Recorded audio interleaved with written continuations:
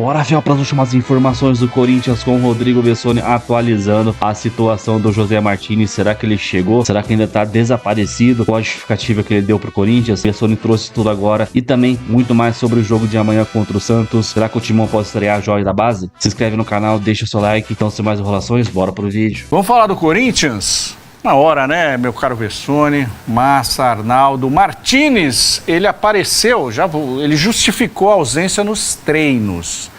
Ele sofreu um problema na documentação do seu filho e também para cruzar a fronteira da Venezuela com a Colômbia. E também o Garro deve retornar para o duelo contra o Santos. Já Memphis Depay deve iniciar a partida no banco de reservas, está voltando aí de uma boa data FIFA. Começando pelo Martínez, Bessoni. Aviãozinho, já chegou? Como é que tá aí no aplicativo? Martínez, por enquanto, não voltou ao CT. A programação talvez seja amanhã que ele faça isso. A versão que está rolando é uma versão dele, que por enquanto eu tenho por mim que nem o clube ainda comprou a ideia, porque senão o clube teria transformado isso numa nota oficial.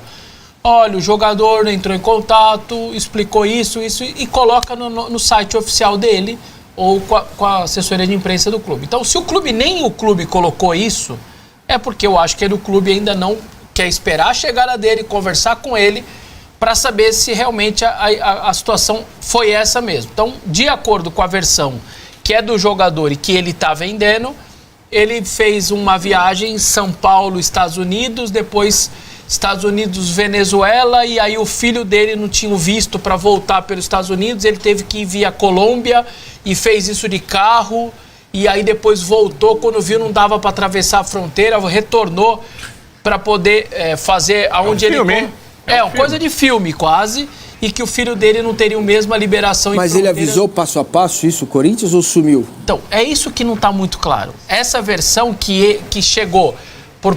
Essa primeira versão, quem divulga essa foi um jornalista estrangeiro, que até recentemente foi contratado pelo UOL, inclusive, porque ele é especialista em mercado. Então foi via esse jornalista que é argentino, que tem muita entrada, né, com jogadores paraguaios, colombianos, venezuelanos e tudo mais. Mas eu tô aguardando o Corinthians, porque o Corinthians tem que informar isso ao seu torcedor de maneira oficial. Por que ele não fez até agora?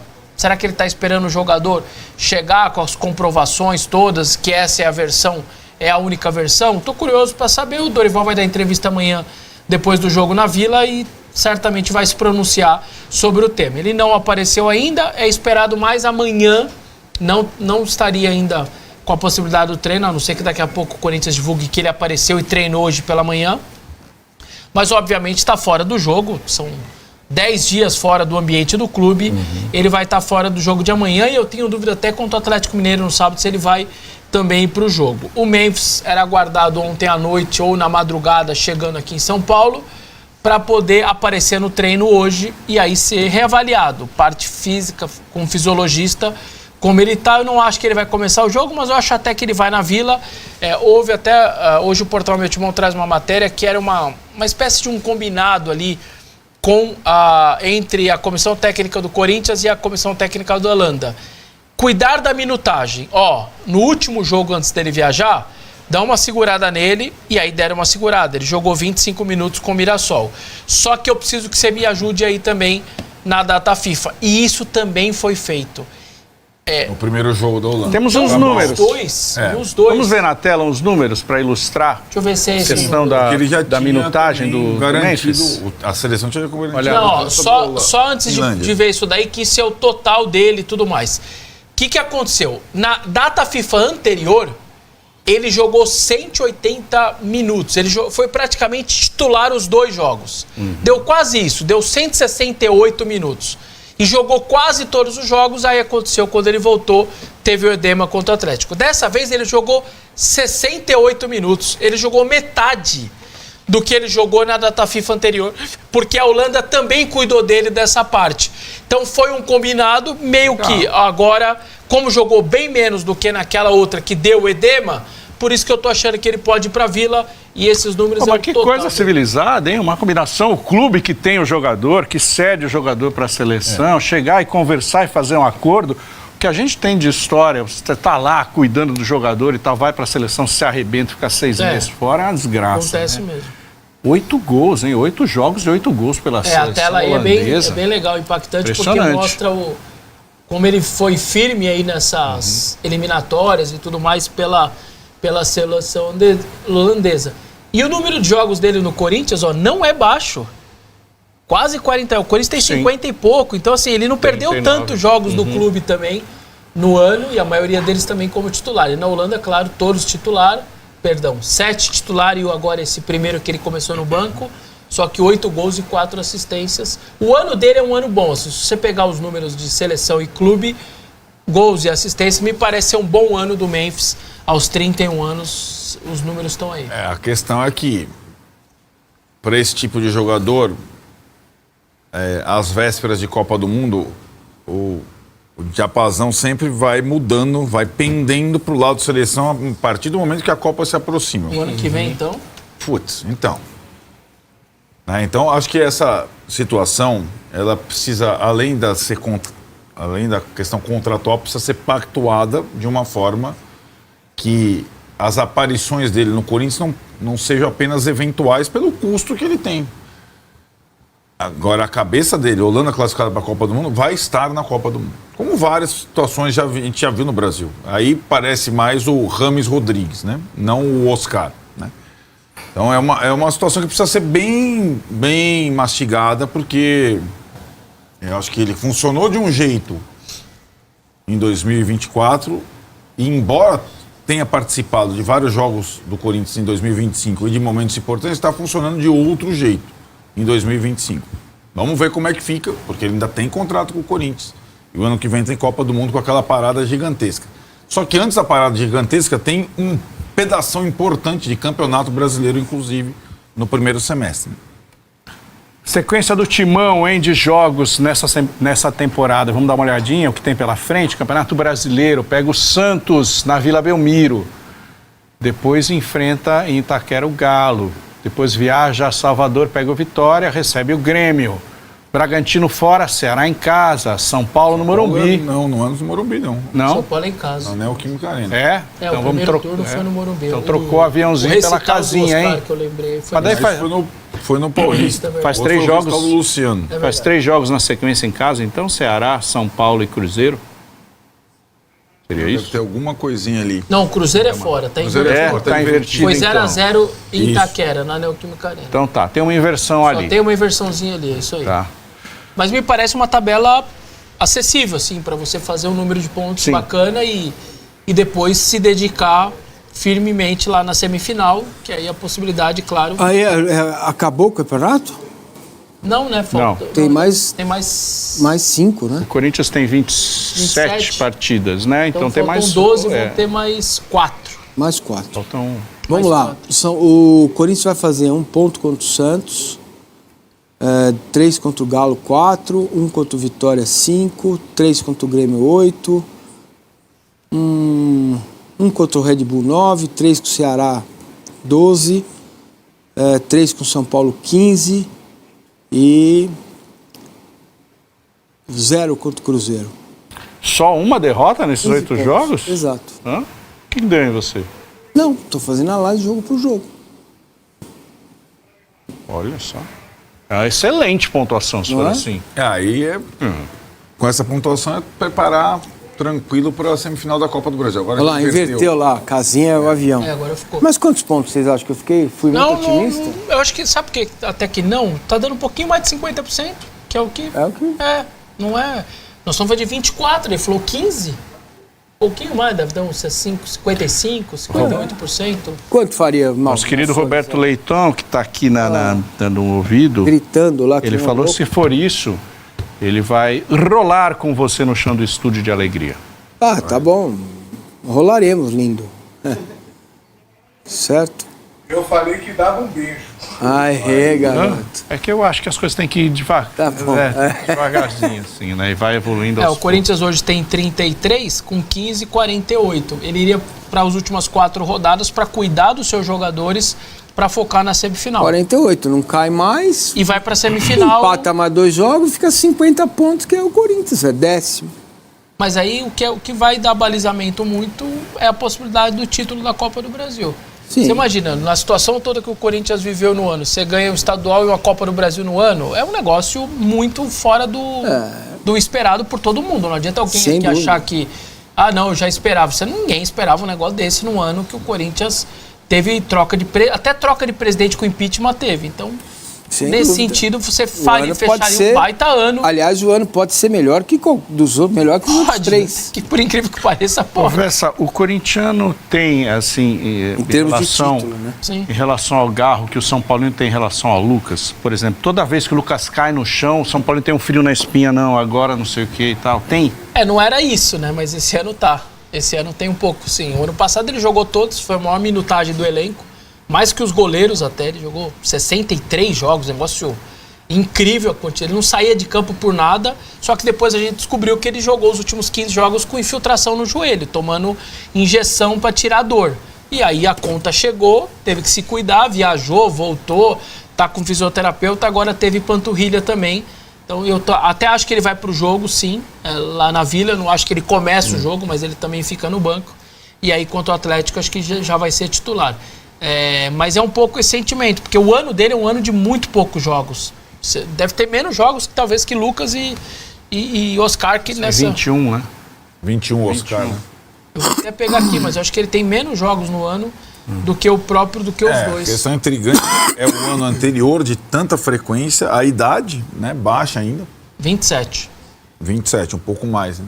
Mas é de fato surpreendente. Agora é daqueles Ele tem jogadores... 26. Eu falei menos, mas os dois ainda tem menos que o Gal. Jogou pouco, mas tem 26, tá, no ano. Quer dizer, ser atleta de alto rendimento é conviver com dor, né? A vida toda e saber, Sim. enfim, usar a ciência para tentar minimizar e tal. A Arrascaeta é assim, o Garro seria mais ou menos algo assim, cara que vai ter que nunca vai conseguir fazer uma temporada 100%, sempre sentindo alguma coisa. No caso do joelho, tendinite, é possível que ele tenha que conviver até o resto da vida dele. Cuidando, tira jogos, toma ali um joguinho mais importante, uma infiltraçãozinha, joga. Eu acho que talvez seja essa o futuro dele. Vai conseguir jogar, mas vai ter que tomar sempre fisioterapia, cuidados, tratar na semana. O contrato dele vai até quando? Final de 28 só, eu acho. Tá longo ainda. Renovou um tempo atrás para ganhar aumento, né? Porque veio da Argentina. Acho que o empresário dele não tinha muito jogado no Tajeres. E ele achou que fez um baita contrato. Quando ele pisou no Brasil, viu que um monte de gente ganhava 300 mil vezes a mais do que ele, falou, não, peraí, tem uma proposta, River Plate e tal, e aí foi lá e deram aumento. Ó, os Salário caras, dele, ó. aí, ó. Olha só, a nossa redação é demais, Isso né? é pós-paulistão, né? Porque aí já pós-paulistão. aí coloca o Lucas Oscar na vala, né? Porque o Paulistão tira um pouco... Eles jogaram quase todo o Paulistão. Né? Isso. 9 partidas de Lucas, 9 de Oscar. Nunca juntos, hein? Nunca juntos. Depois do Paulistão. Tem mais essa. Memphis Depay 24, Garro 16, Neymar 14. Até o Neymar tem mais jogos que o Lucas e o Oscar depois do Paulistão, hein? Agora, Que ó, coisa. vamos só também entender que o Vessone sempre falava sobre isso aqui. O Corinthians nunca mais conseguiu reunir o trio Ternura. Como é que chamava? Trio Parada Dura? Trio Gin. Trio Gin. O Gin. Que agora está em desgraça. Não, aqui. o Gin tá batizado. Não tá bem Tem que tomar cotado. cuidado. O Dorival foi encontrando soluções. A gente fala o Dorival, é que tá. Né? Tem gente que Não, acha... Dorival é bom técnico. Então, Guinegão. Dorival. Na frente dos outros todos. O Bidon de 10. 10. Angileri, terceiro zagueiro, que também não fazia nunca. Por um time que não pôde mais contratar. Tá? Ele foi encontrando soluções. E esse agora, contra o Santos, ele tem lá o Garro, nessas condições que a gente escreveu, e o Memphis voltando. Vão jogar Bidon e Guinegão. Porque é melhor pro Corinthians que joguem hoje Bidon e Guinegão contra o Santos na Vila. Né? E essas possibilidades não existiam até pouco tempo. Né? Era aquele time, o time que jogou contra o Palmeiras. O resto não adianta. Não, ele foi encontrando algumas... Tem que mandar fazer uma camisa pro Dorival e colocar no espaço do Master atrás, Guinegão. Esse é o maior legado Ele do ajudou Corinthians. demais, né? Mal legado. E são dois É. moleques da base. E a Negão base... do Dorival no Corinthians é o Alisson do Dorival no São Paulo. Também, ele também tem, tirou os do trabalhos lado, né? dele tem algumas coisas autorais. O Pedro e Gabigol no Flamengo. Ah, legal, ninguém nunca usou. E ele conseguiu. E a utilização da base normalmente se faz um clube por duas maneiras. Por projeto, que eu acho que o Palmeiras faz hoje. Ou por acaso. Ou por desespero. É o- É assim que se faz o futebol brasileiro. No caso do Corinthians, obviamente, é por desespero. Então o menino André, por exemplo, volante, já se virando, meteu um gol lá contra o Mirassol, também surgindo aí do nada. Colocou essa semana o menino para treinar Gui Amorim, 17 anos. É a maior joia que tem na base do Corinthians hoje, do Sub-17, não é nem 20 ainda. O Dorival falou, vem aqui, migão. Virada do ano aí, Campeonato Brasileiro começa cedo, transfer ban, acho que não vai trazer mais ninguém, quer saber, eu vou preparar esse moleque pro ano que vem já. Se Mas bobear, é assim que faz o trabalho. se bobear, tá começando a deixar o menino treinar já pra pensar lá Então. em janeiro, 17 Então. anos. Joga muito, mas... Aí a gente volta a relacionar isso com a venda da base do São Paulo, certo? Que relação que tem?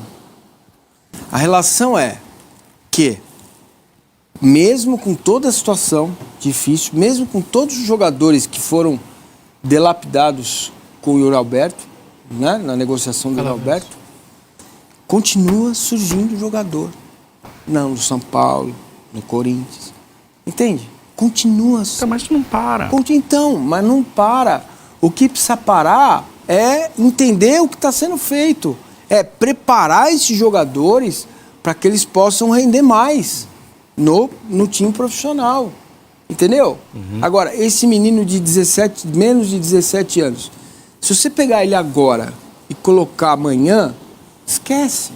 Vai ser, não sei qual é o apelido que eles dão lá, Não é bagre, pode ser. Bagre Baby. É. Entendeu? Não vai. Ele precisa de um tempo. 1 mês, 2 meses, até talvez terminar Deixa o ele ano treinar no treinando CT, para começar um paulista, jogar um jogo ou outro no paulista, entra. Entendeu?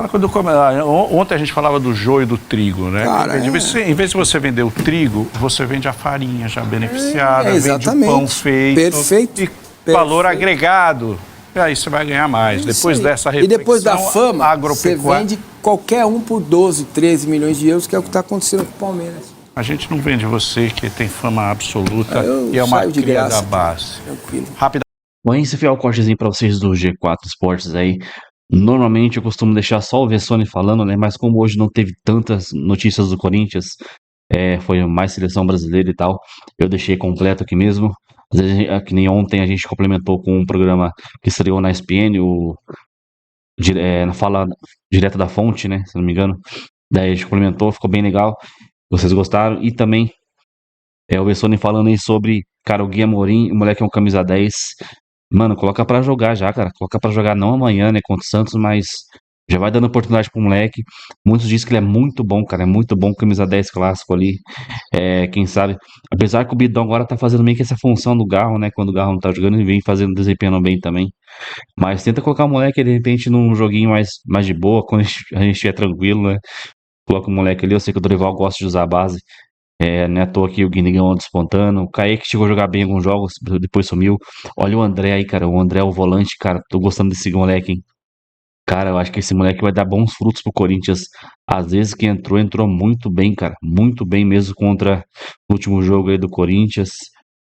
Contra o Mirassol, entrou bem. Contra o Fluminense já tinha entrado bem também. Então, é um moleque que pode dar muitos frutos pro Coringão, cara.